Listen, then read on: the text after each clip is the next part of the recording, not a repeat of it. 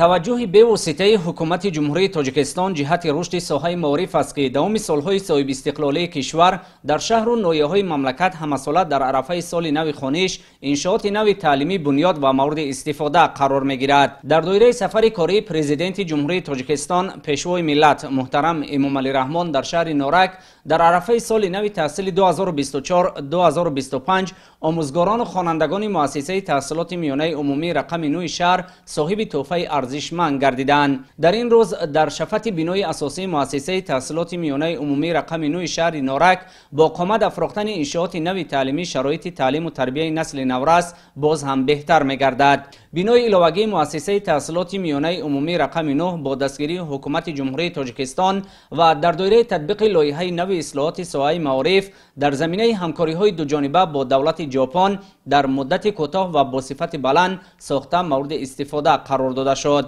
بنای نو علاوگی تعلیمی دارای 6 صنفخانه زیبا و برهوا بوده با بنیاد و مورد استفاده قرار دادن آن مشکل نارسایی جای نشست خوانندگان در مؤسسه تحصیلات میانه عمومی رقم 9 شهر نورک پورا برطرف گردید. اطلاع داده شد که با بنیاد گردیدن 6 صنفخانه نو تعلیمی اکنون 300 نفر خوانندگان در دو بست در انشاءات فراهم گردیده به تعلیم و تربیت فرا گرفته می شوند. از بنیاد و مورد بهره برداری قرار دادن انشاءات نو تعلیمی خوانندگان و آموزگاران مؤسسه تحصیلات میانه عمومی رقم 9 شهر نورک خرسند گردیده در جواب به غمخوری‌های پدرانه پیشوای معظم ملت محترم امامعلی رحمان ابراز داشتند که نسل نورس را در روحیه وطن دوستی و خویشتن‌شناسی و گرامی داشت ارزش‌های والای ملی تربیت می‌نمایند. اهل ریاست معارف شهر نورک از جمله آموزگاران و خوانندگان بنیاد چنین انشاءات نو تعلیمی را در آغاز سال نو تحصیل 2024-2025 و با استقبال جشن 33 سالگی استقلالیت دولتی